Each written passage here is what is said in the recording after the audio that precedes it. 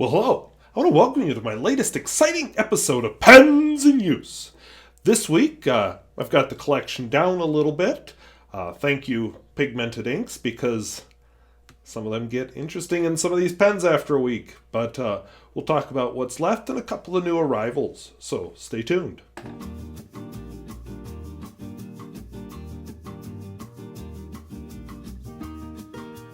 If videos like this interest you, where I talk about fountain pens, both new and old and at all price points, please feel free to subscribe. And if you'd like me to turn off my dehumidifier, please feel free to leave a comment down below. Excuse me. It's dry outside, and I didn't expect that thing to turn on because it hasn't run all day, but I guess I brought enough humidity with me. Alright, so let's dive in and take a look at the pens I'm using. So first, I have a Platinum President, which is an awesome pen if you're into that kind of thing. Next to it, I have a Picasso, a Bellacon M200, a Wingsung A698, a Platinum 3776, which you saw me unveil last week, a Lambitou 3059, which is actually writing better than it was last week, so you'll get to see that. A Wality Airmail 69EB, which was, these two pens came from a viewer, and I'm sorry, I got distracted there. And then this last pen is my lovely but dropped, which is why I had to glue it there, Lanxivi Crocodile Clip Celluloid Fountain Pen. As always, using my Bomo art journal, but it's getting close to full, so I'm going to have to soon switch to the next one. My first pen this week is the Platinum President. I reviewed this one not too long ago. I still really like this pen a lot. It's considered Platinum's flagship line. I'm not sure what makes a pen flagship. I think they do more with the 3776. But this nib appears actually in some very nice Platinum pens. I mean, I really like the Platinum Izumo. One of these days I'll own one. There's one that has beautiful maquille on it. And just like, oh, but it's $800, so probably never. But anyway, kind of an Art Deco clip. Platinum President nib, which is a wonderful nib. Mine was ground by Dan Smith to be a cursive italic. See how close I can get there. Yeah. Hard to tell. But it writes well, and that's the main thing.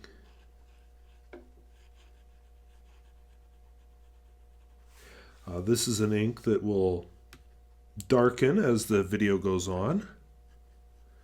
But a cursive italic nib, of course, is like a stub, but sharper. So you can see the broad horizontal strokes and the broad vertical strokes, the narrow horizontal strokes. The ink is Platinum. Classic. Lavender Black. Which is a very attractive ink, actually. I suppose it could be described as a little on the dry side, but I like the ink. So that's my Platinum President. Now, my next pen, I actually filmed a review of this last year, never published it, because I had let the ink sit in the pen too long and I was struggling to get it to write. And I just finally said, oh, that is really so not fair. So I'm going to film this video, hopefully part of the batch I'm filming today. But anyway, it's just a slim black pen. It has that little Picasso logo for whatever it is. There we go. Not much on the finials, they're just silver. It says Picasso here on the section. And then the nib is kind of Picasso-y. It has 22 karat gold plate, check that out. You know, for all the fancy packaging, ooh, wow, this is much darker on this paper than it was when I wrote this earlier. So this is a Picasso. I'm not 100% sure the nib size, so we won't go there. But this is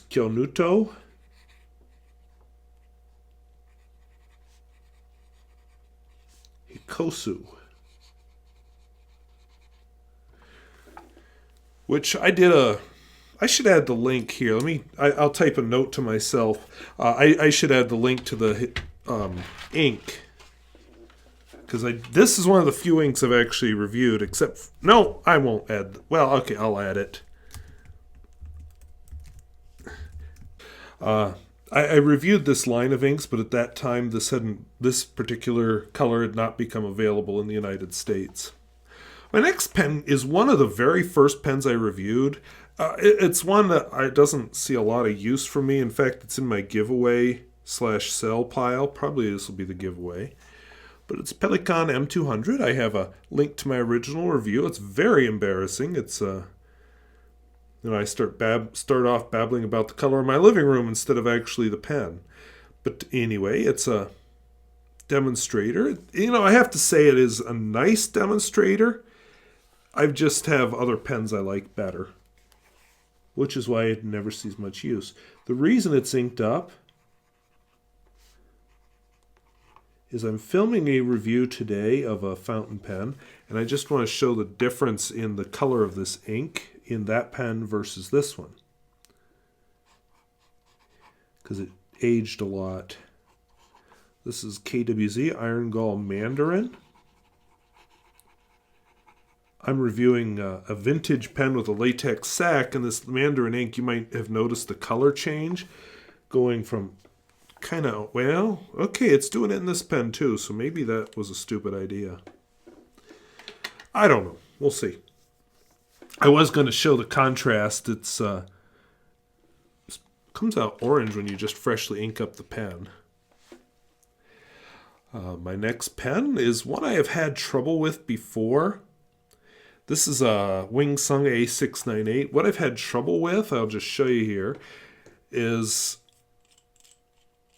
ink escaping the cartridge or converter. So I finally decided to slip a new converter in. Fingers crossed, but so far I've had no trouble.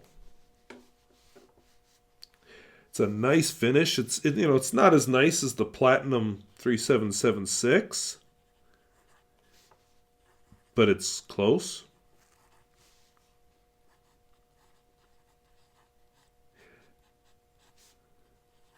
I was very curious to see what this ink would do on this paper. The Noodler's Blue Nose Bear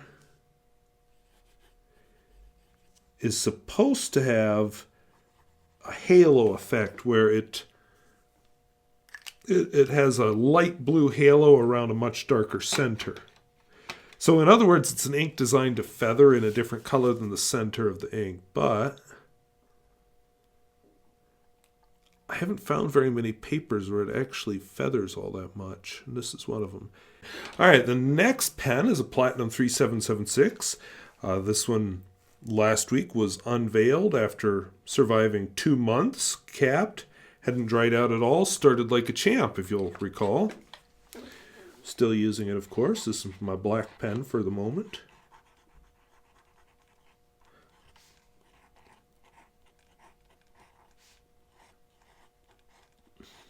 More feedback than some pens, but I kind of like the Platinum feel where you feel the paper.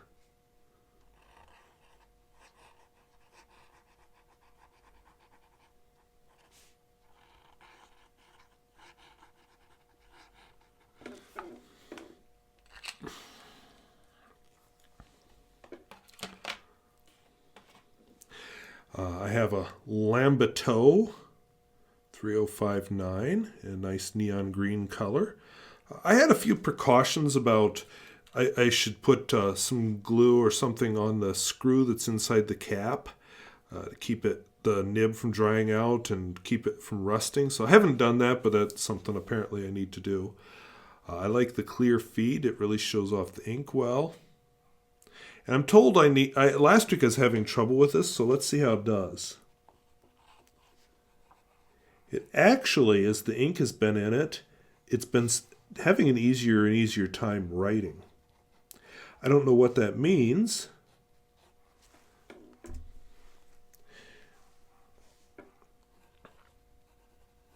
Of course, this is an unusual ink anyway. This is a pigmented ink.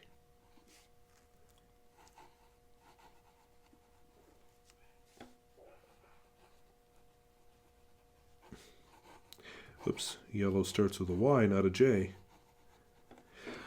Pigmented inks have really super tiny pieces of pigment suspended in the water rather than dye like your standard fountain pen inks. Alright, this next pen kind of reminds me of the Noodler's finishes on their ebonite pens, which probably, because I believe a lot of them are sourced from India. This is I had to look it up. This was sent to me by a viewer. This is the idea of giving away, but I don't know that I will give away an eyedropper. I'm just kind of nervous doing that. This is a Wality Airmail 69EB. I had a lot of trouble with it. I've been experimenting with this system called Pile of Cards, which if you're interested in it, I have a link in the video description. But anyway, I have a lot of cheap index cards, and I thought maybe I could use them. But that has been a complete and utter failure with fountain pens because they feather so much. So I thought, hey, I've got this bottle of Noodler's X Feather from way back when I loved Noodlers. So how's that work? Well, check out that nib. I would swear I need to smooth this nib or else try a different nib, because I've had a lot of trouble with this on lower quality paper. It actually works very well on Tomoe River paper, but on the cheaper index cards, it like skips every letter. So I'm about to discover what it does on this paper, because I don't know. Yeah. Oh, actually not bad. This paper has a lot more texture than Tomoe River paper. It feels a lot like index card paper, but at the same time, it's a much higher quality paper than what an index card is typically made out of. So I've been using the Exocompta index cards with just regular fountain pens, and this has not seen a lot of use because it is a pain. So what I'm tempted to do first is try a different ink in it. And if I still can't get it to work, then I'm going to try smoothing the nib or replacing it. You know, it has a nice, kind of an old-fashioned kind of feed, if I'm allowed to say that.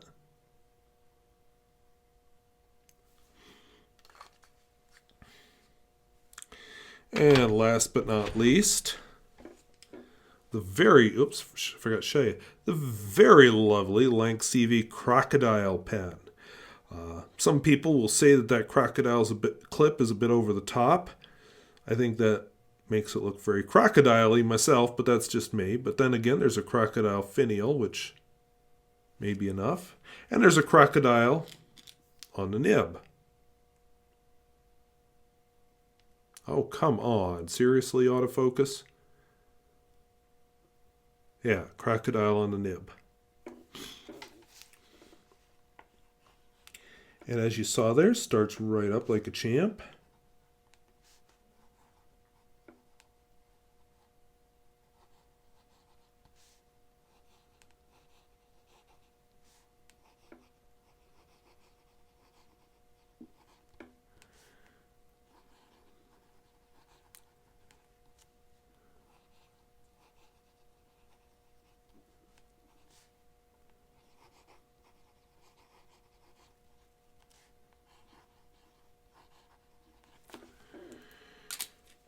So I don't have anything too exciting for you this week.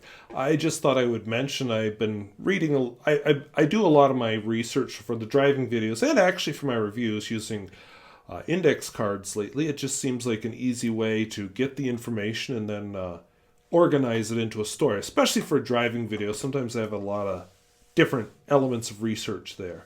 And what I've typically been doing, we'll just show you here. You know, here's your index card. I'll put like the author's last name. And I'll put a title of the article. And that's usually enough for me to find it. Then I'll put my information. And then usually as I'm making my bibliography over here, I'll put, you know, is this source 1, 2, 3, and so on. And that's not the greatest. What I have to do is keep a running list of articles, especially if I'm using internet sources, which a lot of it seems to be, because I just don't have the paper sources for a lot of the stuff I would like to do. And, but I was reading about this pile of cards thing. Let me put the pens in use part back down. I've been reading a lot about this pile of cards thing, and it's more of a life organization thing. As you read things, write down. They was talking about how many cards you can get out of a book sometimes.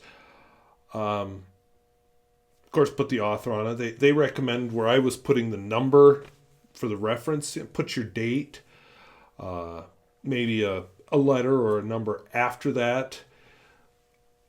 And I was looking at that and I thought, well, that's a good idea. And they recommended keeping it, like Ronald Reagan actually, and I'm not making a political statement here, but Ronald Reagan used the pile of cards, a version of the pile of cards system. And you end up with a wealth of details. Some of the people I was reading about were talking about how, if my house is burning down, the first thing I'm going to go in and rescue is my pile of cards. And the trouble I'm seeing with it, and it is the indexing. They're putting it by time. And I'm just thinking, well, okay, so I do a bunch of research on education, spread out over a few days. In the meantime, I'm doing my other things that I'm also putting on cards. How do I go back and get all those together? How do I find them? And they had some information about how to code them from the top so you can look down. There's 4 different types of cards. Some of it's research, some of it's your own thoughts, which, if I have a brilliant thought, I need to write it down or it's gone. That's why you'll see me carrying a notebook almost anywhere. But the indexing is what's hanging me up right now. So I'm thinking maybe I need to come up with my own custom indexing system. I don't know.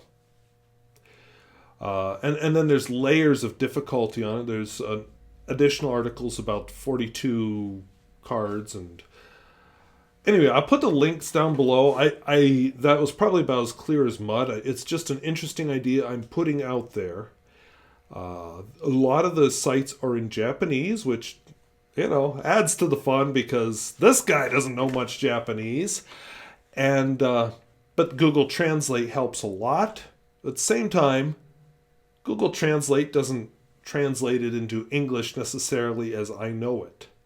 So it makes it challenging sometimes to figure out what the author means. And all the examples, of course, are written in Japanese, so you look at a card and you're thinking, well, I know what language that is. Japanese has very distinctive writing compared to other languages in that area. But I don't have a clue what I'm seeing. So I'm just throwing it out there. There may be a video on this down the road if I ever make anything of it. But I just thought I'd throw the information out there. So if videos like this interest you, where I talk about fountain pens both new and old, and at all price points, please subscribe. If you'd like to talk about any of the pens here, or organizing an index card system like Pile of Cards, or perhaps you use a different system, I'd love to hear about that too. And if you have a detailed English language version of Pile of Cards, I would love to hear that. So I thank you for watching. We'll see you later. Bye-bye.